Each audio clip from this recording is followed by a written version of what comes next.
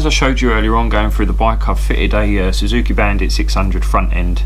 The advantages that gives me is it gives me a bigger wheel, fatter forks, and it also gives me twin discs as well. So you see earlier on that's all mounted on the bike already, but the next thing to do is to actually clean up. Well, as you can see, I've already shot blasted and painted these calipers, but what I now need to do is remove all the old fittings, take the pistons out, polish those up, replace the seals, and also what I'll be doing is going around with a thread cleaner and cleaning out all the threads and that, so that I know that when I bolt it up, it'll bolt up nice and secure and there'll be no interference with those bolts. So yeah, what I'll do is I'll whack it into a hyperlapse so you don't have to see it all, but yeah, bolt out, last of the hose off, lead nipple off, pull the pistons out, get the old seals out, and then we'll come back to see what we've got to see there.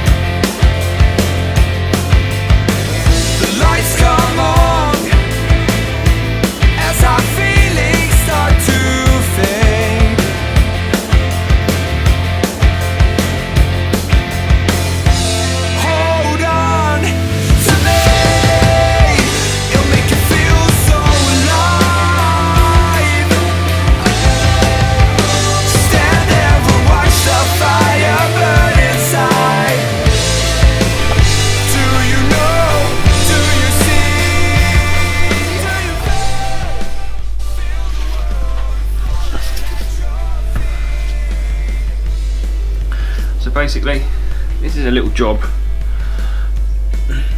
to keep the pistons moving freely. This was shown to me by a really good friend of mine, who unfortunately isn't with us anymore. His name was Reginald Barnes, and yeah, he was a very good motorbike mechanic. Worked at one of my favourite shops in Chadwell St Mary motorcycle shop, and quite often I'd walk into the workshop and find him happily at the back stripping down brake calipers, servicing them for the customers. And he used to swear by a bit of auto sole around the caliper, and he would polish it up so that it looked brand new.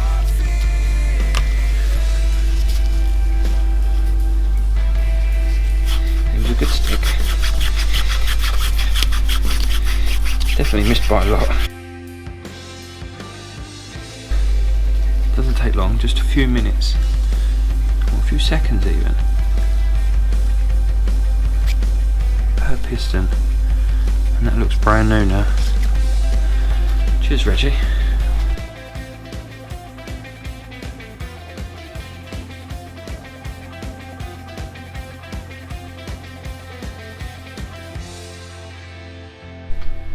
Need more Reggies in the world.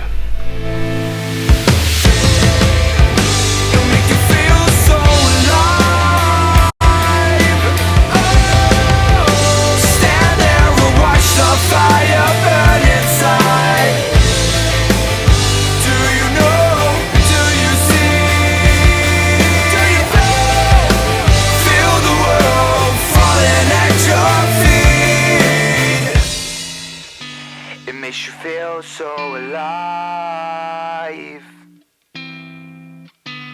stand there and watch the fire.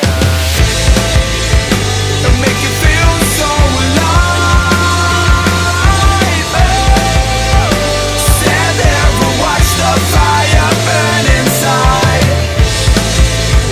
Do you know? Do you see? Do you feel the world falling at your feet? I've already rebuilt this one. So I suppose I need to get them bolted on the bike now, don't I? Let's go over. So I've had a little rummage around and I can't find the proper caliber bolts that I want to use.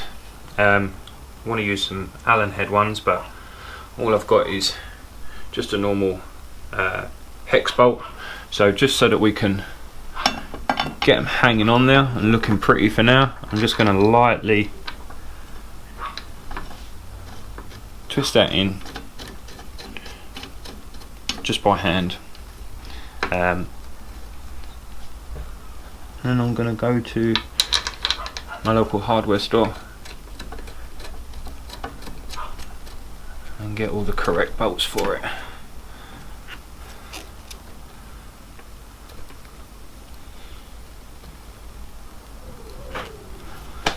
Yeah, it's definitely looking a load better. Got a few dirty fingerprints on them, but yeah, there we go. Fully overhauled. Front brakes. Bandit 600 forks. And a GS500 motorbike. And a ridiculously large knobbly front tyre.